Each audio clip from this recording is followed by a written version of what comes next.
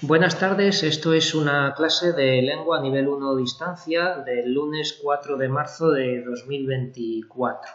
Y es muy importante que estéis viendo esta clase porque es la última clase en directo antes del examen. A lo mejor grabo alguna cosilla más durante la semana, pero voy a intentar acotar en esta clase qué es lo que entra en el examen de esta evaluación. Entonces, antes de nada, aunque quería explicar esto un poco mejor, voy a dar la Celestina muy brevemente para terminar esta clase, ¿vale? No, para terminar lo que entra en el examen, ya que creo que el siglo XVI no me va a caber, no me da tiempo a meterlo porque tendríais que estudiar en una semana esto y no creo que queráis. Así que me limito a la Celestina. Bueno, por contextualizar la clase anterior que está grabada fue de comentar las coplas de Jorge Manrique. Y están aquí explicadas y está en el vídeo anterior todo explicado. Todo esto que veis aquí, como si no lo habéis visto, pues esto os puede asustar, pero está explicado en un vídeo bien hecho de la clase anterior.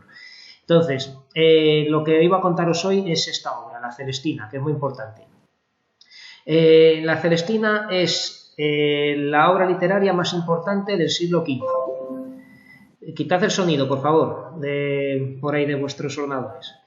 Es la obra literaria más importante del siglo XV. Pertenece a un género literario llamado comedia humanística, porque es un género especial, ya que parece teatro, pero no es para ser representado como teatro, es para ser leído.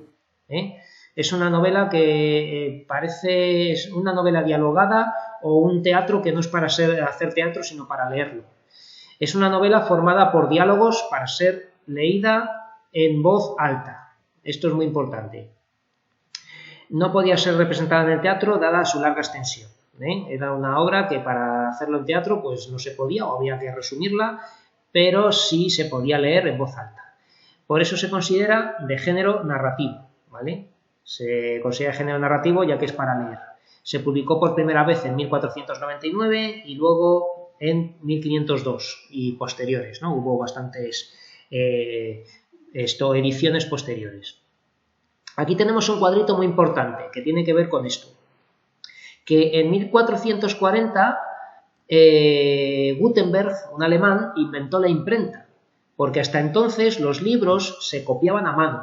Teníamos monjes en monasterios que copiaban libros normalmente y a partir de esta fecha en Europa y mucho más tarde en España, ¿no? En España a partir de 1474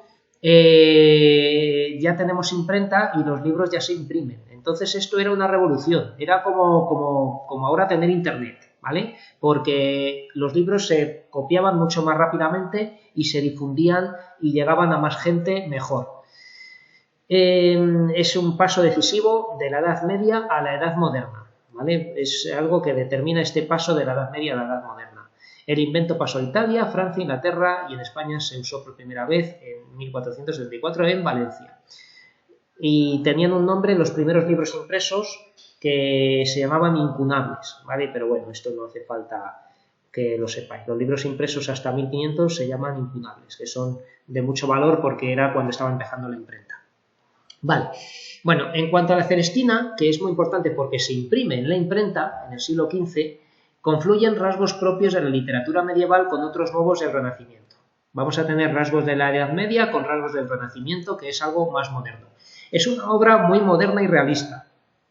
Parodia las novelas sentimentales y previene a los jóvenes y a sus padres contra los peligros del amor cortés, ¿vale? También junto con la nefasta influencia de las alcahuetas y de los malos criados, que es lo que quiere defender la obra al principio, que está diciendo esta obra trata de advertir de los peligros del loco amor, ¿no? Para referirnos al amor cortés medieval de mucha lealtad a la dama, de ofrecer un gran servicio a la dama como si fuera un señor feudal, de tanta exageración, digamos, del amor, ¿no? Entonces, advierte contra los peligros del amor cortés, advierte de los peligros de las alcahuetas. ¿Qué es esto de las alcahuetas? Pues son las celestinas, las que hasta entonces no se llamaban celestinas. Eran las mujeres que, a cambio de dinero, buscaban la manera de hacer una pareja, de hablarle a uno y a otro para que luego hacer que se encontrasen y todo aquello para que saliera de ahí una pareja. Entonces, claro, estas muchas veces era un hombre que le pagaba una alcahueta para que le favoreciese el terreno para conquistar una mujer, ¿vale? Entonces, las alcahuetas, digamos, eran también peligrosas, porque muchas veces podían llevar a situaciones peligrosas a esta pareja a cambio de dinero, ¿no? Porque la alcahueta nada más que piensa en su beneficio. Y luego los malos criados también, que los malos criados también pueden querer beneficiarse de sus amos, ¿vale? Pueden ser unos criados que sean corruptos o que sean que busquen simplemente aprovecharse de su amo, ¿vale? Bueno, el autor, muy importante, el autor es Fernando de Rojas, ¿vale? El autor es Fernando de Rojas, que se llama así, que era descendiente de judíos conversos, ¿vale? Esto también es un dato importante, descendiente de judíos conversos, es decir, que no era castellano viejo, que era alguien que descendía de judíos y eso estaba mal visto, y ello no le impidió ser un importante hombre de leyes que allí en un pueblo de Toledo, que es Puebla de Montalbán, pues Fernando de Rojas pues, fue un hombre importante, ¿no? Su nombre aparece en forma de acróstico al principio de la obra. ¿Qué es esto de un acróstico? Pues vamos a ver un momento aquí la Celestina de Fernando de Rojas. Aquí tenemos una edición y bueno, aquí es que no está el prólogo, ¿qué pasa? A ver, no, esta debe ser una edición adaptada. Un acróstico es una composición de letras que en un lado, o sea, leyéndolas en vertical, se lee otra palabra, ¿no? Eso es un acróstico. Aquí está, ¿vale? Entonces, en estos preliminares a la obra, el prólogo, la licencia de imprenta, etcétera, estas cosas que encontramos al principio de la obra, que todavía no son la obra, tenemos una especie de versos de poema donde tenemos, bueno, como un poema, el silencio escuda y suele encubrir la falta de ingenio y torpeza de lenguas, blasón que es contrario que publica sus menguas, una especie de poema que si lo leemos en vertical dice aquí, que están resaltadas las letras para que lo veamos. El bachiller, ¿vale? La I es una J, el bachiller Fernando de Rojas acabó la comedia de Calisto y Melibea, ¿no? De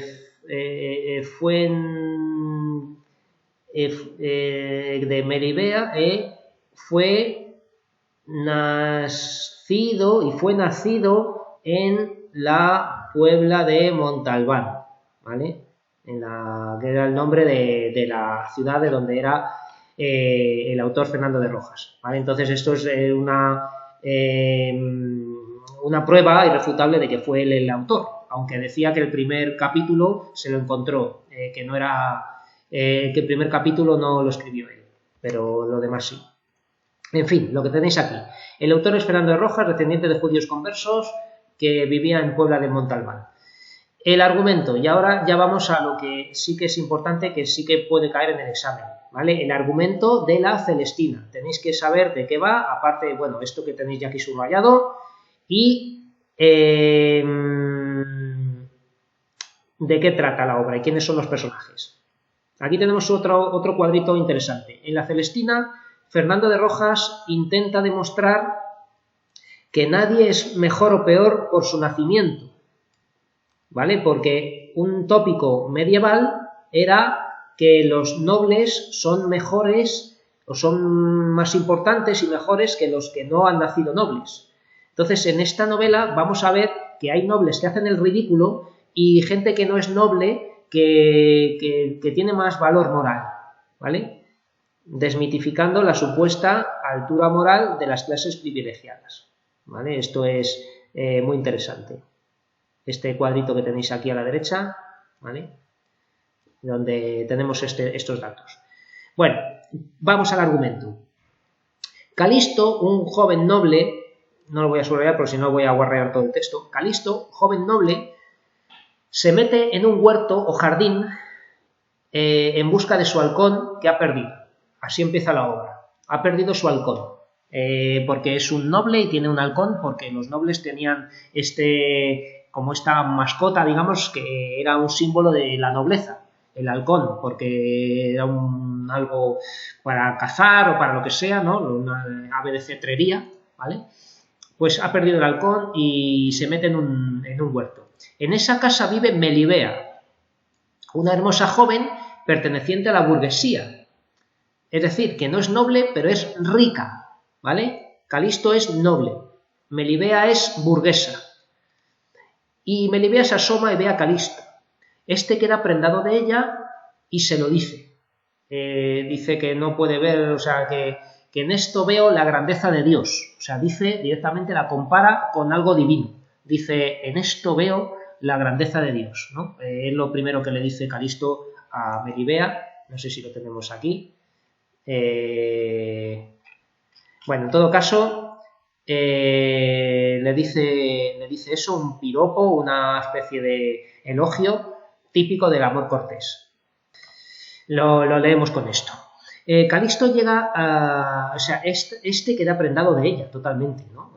Viéndola. Se lo dice, hace gala de su amor cortés y ella naturalmente lo rechaza. Dice, anda, salid de aquí y por donde habéis venido, que yo no tengo nada con vosotros, con usted. Calisto llega a su casa y habla de su amor, de la mujer que ha visto que le ha enamorado, con sus criados, Pármeno y Sempronio. Y aquí tenemos otros dos nombres, Pármeno y Sempronio, que son los criados de Calisto.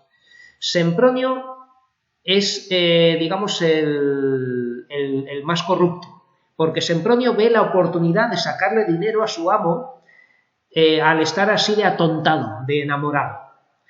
Entonces, ¿cómo lo hace? ¿Cómo dice, de esto puedo sacar yo tajada? ¿Cómo lo voy a hacer? Pues voy a decirle a mi amo, a Calisto, que vaya a ver a Celestina, que es una famosa alcahueta, una de estas profesionales en hacer parejas, ¿vale? En que alguien se enamore de alguien, ¿no? Que contrate a Celestina, una famosa alcahueta, para conseguir el amor de Melibea. Claro, entonces Sempronio ve la oportunidad de compincharse con Celestina para que ella le dé parte de las ganancias, ¿no?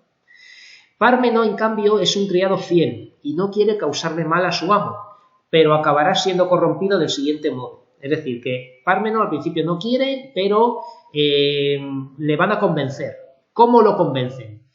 Pues Celestina, además de ser alcahueta, es una señora que se ocupa de dos prostitutas, ¿vale? Es una proxeneta, pues una señora de dueña de prostitutas, que se llaman otros dos nombres, Elicia y Areusa, ¿vale? Elicia y Areusa, que son dos prostitutas. Elicia es pareja ya de Sempronio, es una prostituta, pero que está emparejada ya con Sempronio, que es el criado corrupto, ¿vale? Elicia. Y Areusa es una mujer todavía más guapa, o sea, es guapísima, Areusa, y es otra prostituta, y Pármeno está enamorado de Areusa. Entonces, sin ser capaz de conseguir Pármeno el amor de Areusa, lo que hacen Celestina, Pármeno y los demás es que para conseguir la alianza, la colaboración, digamos, de Pármeno en este complot que están haciendo para sacarle dinero a Calisto, ¿vale? Para convencer a Pármeno de entrar en el plan de colaborar en sacarle dinero a Calisto, Pármeno, bajo la tutela de Celestina, se va a acostar con Areusa, pero porque Celestina le manda a Areusa que se acueste con Pármeno, ¿vale? Entonces Areusa, que no es que esté enamorada de él, pero le da un poco igual y total, es un chaval joven y no está mal, pues se acuesta con él. Entonces Adeusa se acuesta con Pármeno a cambio de su complicidad para sacarle dinero a Calisto. Entonces, entre tanto, Celestina va a ver a Melibea fingiendo ser una vendedora. Lo primero que hace Celestina es ver a Melibea. Va a su casa con una cesta de hilos de costura, ¿no? De cosas de enseres de costura, y va a ver a Melibea. Y le va a hablar de Calisto, y cuando le habla de Calisto, Melibea se enfurece, porque sabe quién es. Y dice, venga, pues, pero Celestina sale del paso diciendo que lo que le pasa, intenta arreglarlo, ¿no? Porque dice, es que no tienes interés en un joven que se llama Calisto y tal. Y Melibea dice que no, que ese es un pesado, que es un zalamero, un tal, ¿no? Diciendo que no le gusta, ¿no? Pero dice, Celestina convence a Melibea diciéndole que Calisto tiene un dolor de muelas y que se curará si Melibea le presta un cordón de su vestido que ha tocado reliquias. ¿Qué es esto de un cordón que ha tocado reliquias? Pues que había la creencia en la Edad Media muy típica de que las reliquias de santos, es decir, trocitos de ropa o de pelo o de huesos de santo, tenían propiedades curativas, que estas cosas eran milagrosas, ¿no? Que curaban para cosas de la salud, ¿no? Entonces, Melibea tenía un cordón de su vestido que se suponía que la protegía para tener por estas cosas de santos, que esto no son más que supersticiones, pero bueno, el caso es que Melibea tenía este cordón y le dice Celestina que si le hace el favor de dejarle el cordón de su vestido para que a Calisto se le pase el dolor de muelas, ¿vale? Que esto es una invención de ella, pero bueno, el caso es que le va a valer, le va a servir muy bien. Y ella, curiosamente, ella accede. Dice, bueno, venga, vale, pues te presto el cordón de mi vestido, ¿vale?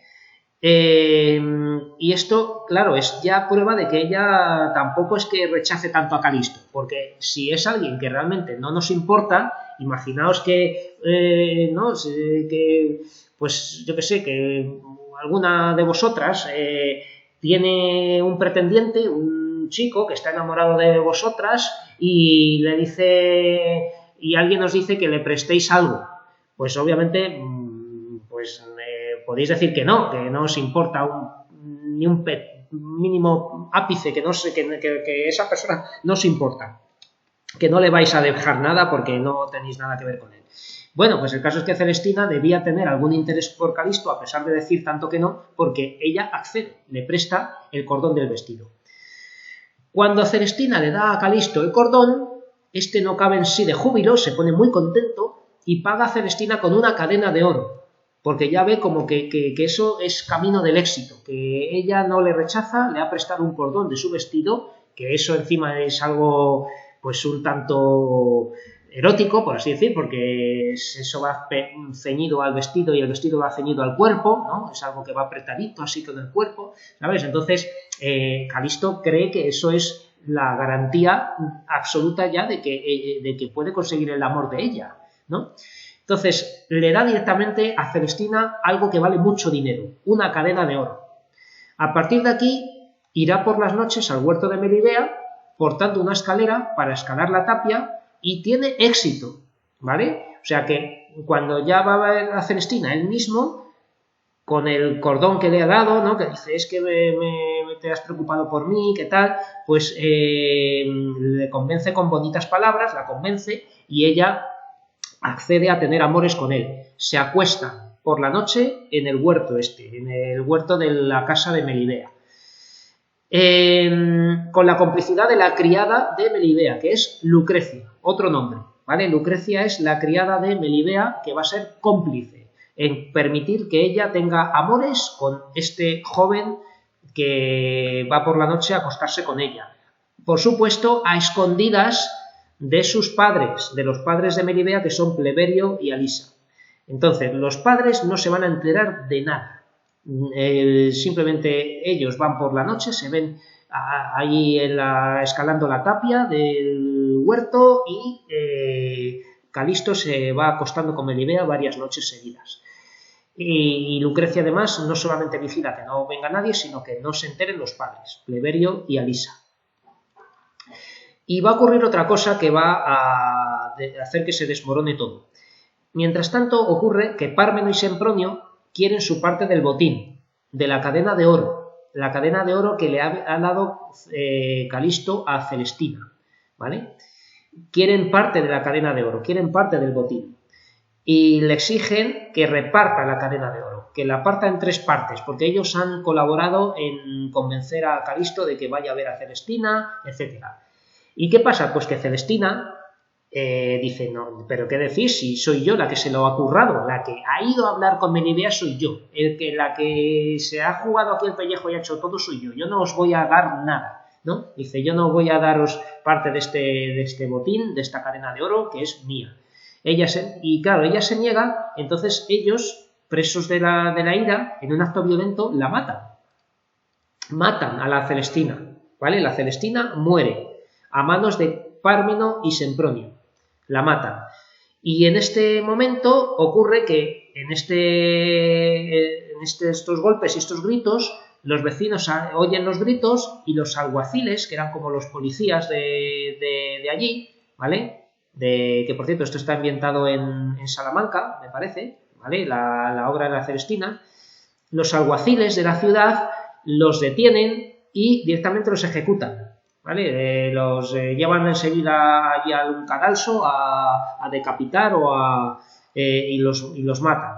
Entonces ya han muerto la Celestina, Pármeno y Sempronio. Entonces vamos a tener ahora unos capítulos que van a tratar de Elicia y Areusa, que son las 2 prostitutas de la Celestina, que están muy cabreadas porque han perdido a su ama y a sus amantes, a Pármeno y a Sempronio. Han perdido a su ama, a la Celestina, que era una vieja que las prostituía, pero que les daba trabajo y cuidaba de ellas, ¿vale? Y otra cosa más que solía pasar en la obra, que es que las remendaba la virginidad, porque estas prostitutas muchas veces jugaban a ser vírgenes para seducir a algún hombre rico o algo así, y para ello la Celestina era también cirujana, ¿vale? Aparte de todas las cosas que sabía hacer, aquí tenemos un cuadrito donde dice todo lo que hace la Celestina. La Celestina pues también hacía virguerías, que es remendar virgos, que es darle unos puntos de sutura a la vagina para que vuelva a sangrar cuando vuelva a tener relaciones sexuales, ¿no? Que esto, claro, sin anestesia y con la aguja oxidada de la época era prácticamente poner en riesgo la vida de una mujer, pero bueno, eran cosas que se hacían, ¿vale? Y entonces, pues bueno, el caso es que Elicia y Areusa pues han sido varias veces remendadas por la Celestina y todo eso. Y han perdido a su ama y a sus amantes. Entonces creen que la culpa de todo es de Calisto. Calisto, que es el que ha querido a un amor imposible con una burguesa, que es Melibea, y dicen que la culpa de todo es de Calisto. Entonces van a pedirle a un matón, que se llama Centurio, que mate a Calisto en una de las citas nocturnas con Melibea, porque saben que se reúne con ella por la noche subiendo con una escalera la tapia del huerto, ¿vale? Entonces piden a este matón, que se llama Centurio, que mate a Calisto. Y así lo van a intentar, aunque no va solo porque es un cobarde, y este Centurio va con otros 2 matones, y además Calisto tiene 2 nuevos criados, que se llaman Tristán y Sosia, ¿vale? Estos 2 nuevos criados van a sustituir a Pármeno y a Sempronio, Tristán y Sosia. Ambos fieles, que son ya buenos, no son como Sempronio que quería sacar beneficio.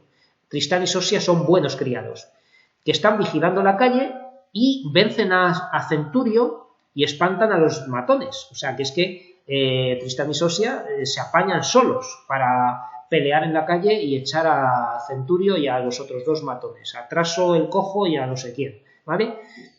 Sin embargo, ocurre ahora una desgracia, y es que con el ruido de la lucha, Calixto, pese a las advertencias de Melibea, decide bajar precipitadamente a ayudar y ocurre la tragedia. O sea, Calisto oye los ruidos y quiere bajar a ayudar a sus criados y se cae de la escalera y se mata. Y se mata horrorosamente, rompiéndose el cráneo contra el suelo. ¿vale? Se rompe la cabeza, que dice, su cabeza está en 3 partes, ¿no? Que, o sea, se le rompe la cabeza contra el suelo, cayéndose de cabeza por la escalera. Sus criados se llevan el cadáver y toda la ciudad de Salamanca se entera de todo. Entonces, aquí, ¿qué va a pasar?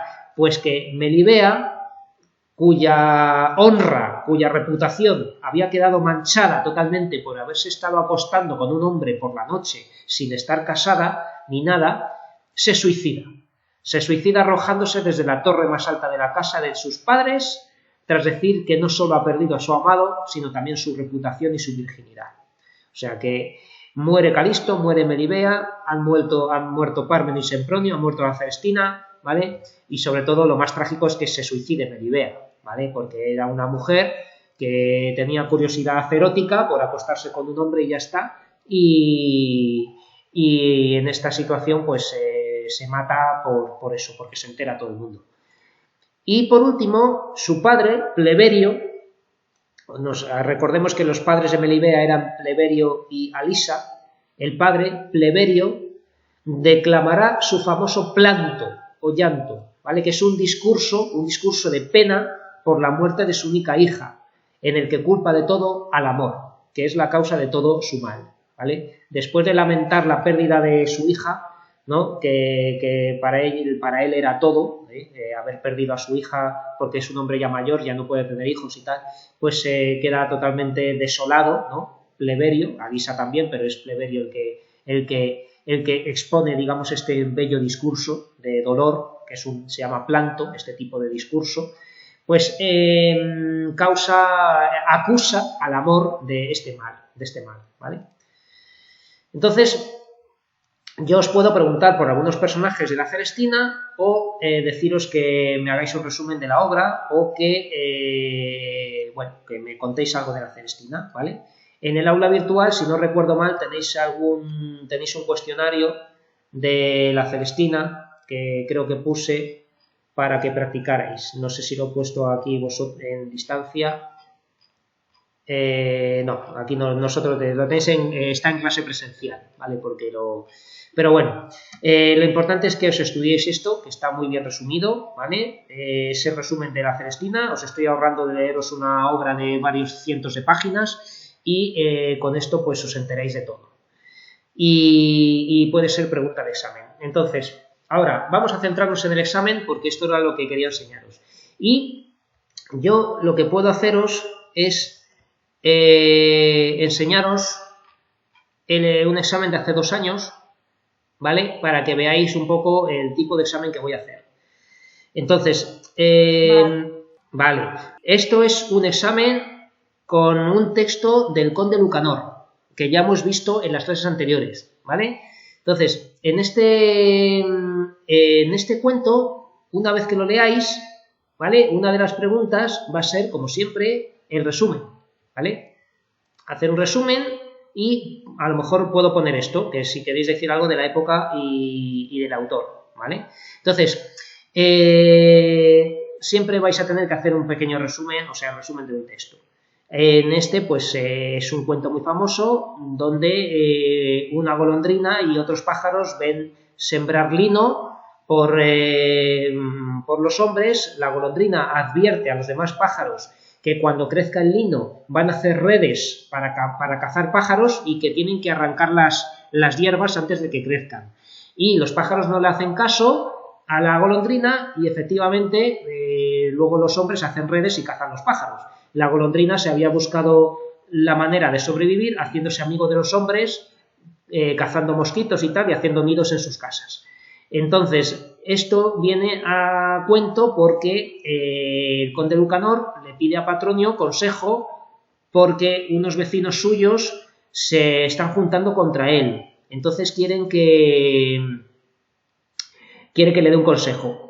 El consejero, es su criado, Patronio, le dice el cuento este que os acabo de decir y el consejo es ese, que si queréis evitar el daño que os amenaza, estad precavido y tomad precauciones antes de que sea demasiado tarde, porque luego las cosas cuando ya han avanzado ya no tienen remedio, ¿no? Entonces al final el autor del libro, don Juan Manuel, pone esta moraleja. Los males al comienzo debemos arrancar, porque una vez crecidos, ¿quién los atajará?, ¿no? Pues eso es el típico cuento del conde Lucanor. Tenéis que hacer un resumen diciendo, pues el conde Lucanor le pide consejo a Patronio sobre un problema que tiene con unos nobles que se están juntando contra él. Patronio le responde con un cuento que trata de lo siguiente. Una golondrina ve que están los hombres plantando lino, que van a hacer redes con el lino y le advierte a los demás pájaros que arranquen las semillas porque si no va a ser demasiado tarde. No le hacen caso y luego hacen redes y cazan a los pájaros.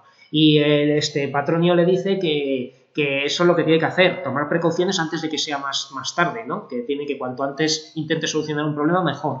Y el conde, o sea, el autor del libro hace una moraleja, ¿vale? Entonces eso sería el resumen. Explica la estructura que siguen todos los cuentos del conde Lucanor y que las señales en el texto. Entonces esto lo hemos hecho ya en otros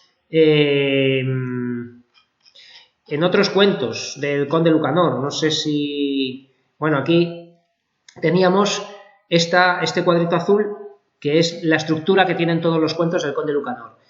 Entonces tenéis que ver, esto lo tenéis que aprender para ponerlo en relación con el cuento. El primer punto es, el conde plantea un problema a Patronio, ¿vale? Pues es esto, ¿vale? Patronio, me han asegurado con los nobles que son vecinos míos tal y cual. Entonces, aquí pondríamos a la izquierda o a la derecha, lo que queráis, una llave o un corchete o algo así para decir, primera parte. Y aquí en la pregunta decís, la primera parte o la parte 1, el conde le plantea un problema a Patronio. 2. Patronio toma la palabra y le cuenta un cuento. Entonces, después de esto, van a decir, Patronio, para que podáis hacer, tenéis que saber lo que pasó con la golondrina y las aves. Y ahora le cuenta el cuento y hasta aquí, pues eso sería segunda parte. Patronio le responde con un cuento, ¿vale? Tercera, Patronio relaciona el problema del conde con el cuento narrado. Claro, ahora con esta comillita que aparece aquí, ¿veis? Dice, y vos, señor conde Lucanor, si queréis evitar el daño que os amenaza, estad precavido y tomad precauciones. Entonces, aquí sería la parte en la que relaciona el problema con el cuento que acaba de contar, ¿vale? Que sería el tercer punto. El narrador nos dice que al conde le fue bien aplicando la moraleja del cuento a su propia vida, ¿vale? Pues es esta línea nada más. Al conde le agradó mucho este consejo, actuó de acuerdo con él y le fue muy bien, ¿vale? Entonces esto es el punto donde se dice esto. Y luego el autor, don Juan Manuel, introduce 2 versos que resumen la moraleja del cuento, ¿vale? Entonces aquí al final tenemos el autor, don Juan Manuel, que resume el cuento con un pareado, con una moraleja en 2 versos. O sea que esto es otra pregunta.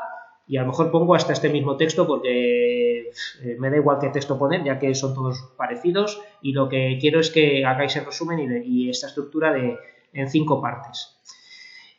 Puedo hacer preguntas como esta. Explica las características del Mester de Clerecía, los siglos que abarca, sus principales autores y obras. Entonces tenéis que resumirme esta parte del Mester de Clerecía.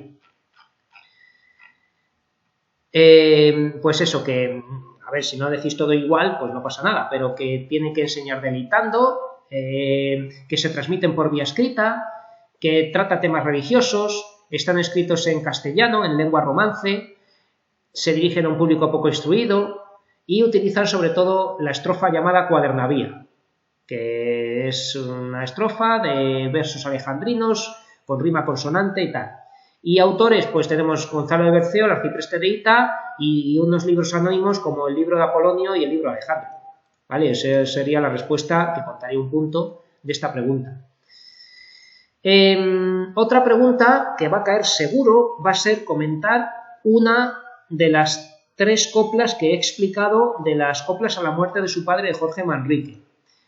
Entonces, esquema métrico. Tenéis que poner pues esto que hice en la clase que grabé, no sé si este fin de semana, que tenéis que ver, ¿vale? Las coplas de Jorge Manrique tienen la métrica esta de 8A, 8B, 4C, 8A, 8B, 4C, que a veces puede ser 5C, ¿vale? Y aquí en azul y en rojo, ¿no? Pues tenéis esto de 8A, 8B, 4C, 8A, 8B, 4C, ¿vale? 8D, 8E, 4F, 8D, 8E, 4F, ¿vale? O sea, esto es el esquema métrico de la 1 o la 3 o la 5. Voy a poner una de estas tres coplas en el examen y tenéis que decirme en una pregunta la métrica, ¿vale? ¿Y cómo se llama? ¿De qué tipo es la rima? Pues la rima puede ser asonante o consonante, ¿no? Bueno, pues es dormida, arriba con mida, despierte con muerte, contemplando, callando. Esto es rima consonante, ¿vale? Rima consonante, que es la que rima todo y es más difícil de hacer, porque Manrique era un noble, entonces tenía que hacer cosas difíciles, ¿no? Rima consonante. ¿Cómo se llama este tipo de estrofa? Pues lo pone aquí, cuando se estudiéis esto, copla de pie quebrado, ¿vale? Se llama copla de pie quebrado, que es el tipo de estrofa que utiliza Jorge Manrique. A lo mejor, si soy capaz, puedo, en lugar de haceros una pregunta así de escribir, poneros unas preguntas en test de ABCD, ¿vale? Puedo intentar hacer parte del examen con preguntas de elección múltiple. ¿Cuál es el tópico literario que aparece en la estrofa y por qué? Pues aquí han salido una serie de tópicos que hemos visto, que teníamos aquí subrayados en verde: tempus fugit, omnia mors sequat, ¿vale? El poder igualatorio de la muerte, ubi sunt, que es donde están, el menosprecio de la vida terrena, la vida de la fama, ¿vale? Pues estos tópicos que aparecen los dije también aquí. Aquí aparece tempus fugit, que también aparece el tópico que está relacionado con esto del tiempo huye, que es memento mori, acuérdate de que vas a morir, ¿no? Es otro tópico que aparece aquí porque está diciendo cómo viene la muerte. En la tercera copla, pues lo de la vida como río, ¿vale? Vita flumen, que no venía aquí, pero sobre todo el tópico del poder igualatorio de la muerte, omnia mors equat, la muerte iguala a todos, que da igual que sean gente importante, que sea gente insignificante, que sea gente rica o gente pobre, que todos van a morir y van a ser iguales ante la muerte. Y luego tenemos esta de la vida como camino, ¿vale? Y el menosprecio de la vida terrena a favor de la vida después de la muerte. Este mundo es el camino para el otro, que es morada sin pesar, ¿vale? Que está diciendo que este mundo es un camino nada más y el destino, el final del camino es la otra vida, la vida que hay después de la muerte y que, bueno, pues eso. Entonces, aquí podría estar este tópico del menosprecio de la vida terrena. Busca dos metáforas y explica cuál es el término real y el imaginario en cada caso. En esta estrofa tenemos nuestras vidas son los ríos. Pues esto es una metáfora que es parcial, es una metáfora impura, ya que nos está dando la solución. Una metáfora pura es decir, por ejemplo, las perlas de tu boca, ¿no? Para decir los dientes, ¿vale? Eso es una metáfora. Pero cuando decimos nuestras vidas son los ríos, que van a dar en el mar, que es el morir, pues tenemos vidas, que es el término real, y el término imaginario, que son los ríos, ¿vale? Nuestras vidas son los ríos. Que van a dar en el mar es el término imaginario para hablar de la muerte, el morir, ¿vale? El morir o la muerte es el término real y lo simbolizamos figuradamente, simbólicamente, con la metáfora mar, ¿vale? La muerte es el mar, la vida es el río, ¿vale? Entonces, ¿qué pasa? Pues que todos los ríos van al mar y por tanto vamos a morir, ¿vale? Entonces, esto es una metáfora, la vida es el río y tal. Luego también os puse como metáfora que los que viven por sus manos es una manera de referirse a los pobres frente a los ricos, que son los que no trabajan con las manos, ¿no?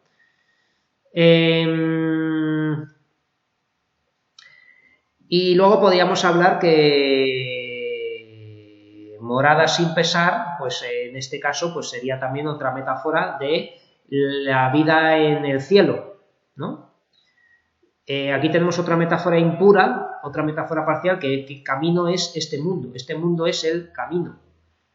Y luego el otro mundo, pues es la morada sin pesar, ¿vale? O sea que es que tenemos aquí metáforas para hablar de la vida y de la muerte.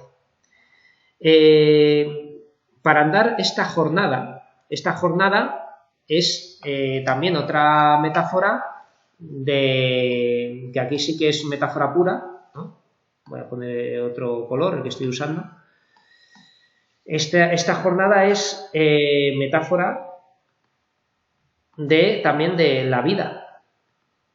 Esta jornada, este día de camino, ¿no? Pues se refiere a la vida, porque luego tenemos que llegar a la muerte lo bastante bien para que vayamos al cielo y no al infierno, ¿no?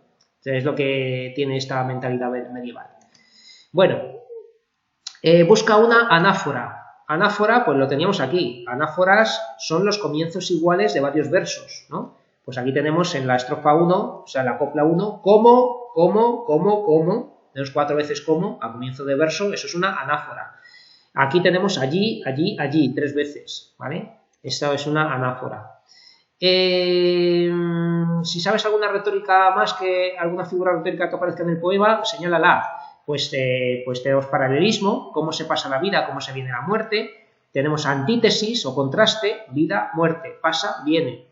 Personificación, que se va el placer, lo que sea. Antítesis entre placer y dolor, ¿no? Bueno, la personificación era lo de callando, ¿no? Que la muerte calla. Bueno, pues eso de callar es una persona, ¿no? Placer y dolor, que es una antítesis, ¿vale? Bueno, pues esos son más figuras retóricas. Escribe algo de Jorge Manrique y de su obra Coplas en la muerte de su padre.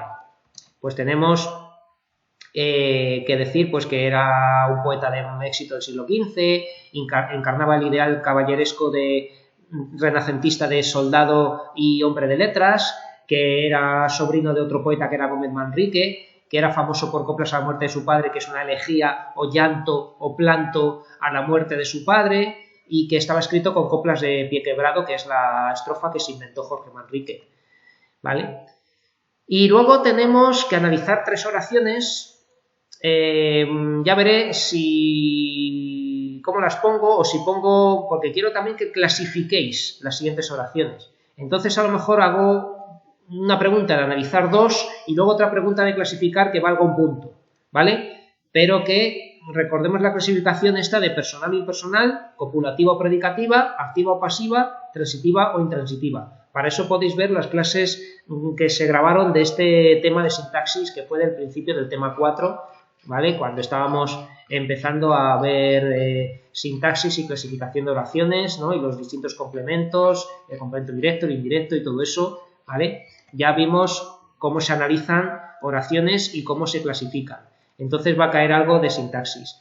Por lo tanto, os doy la buena noticia de que en este examen solamente va a entrar este tema, el tema 4, y ni siquiera entero, porque no voy a meter el Lazarillo de Torres, ¿vale?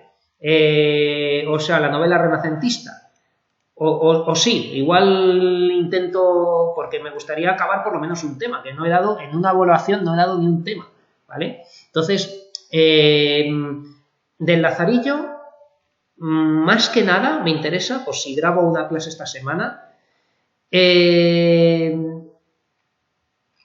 interesa sobre todo el argumento, que sepáis un poco de cada personaje y qué le pasa al Lazarillo. Pero bueno, yo creo que voy a grabar una pequeña clase sobre el Lazarillo y con eso ya cumplimos y meto el tema 4 entero, que es que no, si no ya me quedo sin tiempo para acabar el curso medianamente, ¿no? Porque no voy a acabar el temario, pero por lo menos que pueda seguir avanzando después de Semana Santa.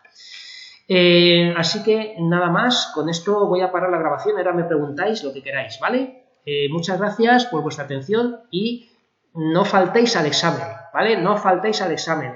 Os hacemos justificantes para el trabajo aquí, en el centro, ¿vale? Entonces, no faltéis al examen y hacerlo, porque más vale intentarlo que no haberlo hecho, ¿vale? Que luego hay recuperación, pero la recuperación es nota máxima un 5 y lo mejor es que lo intentéis ahora y consigáis un poco más de nota. Vale, pues nada, muchas gracias y paro la grabación. Nos vemos en el siguiente vídeo.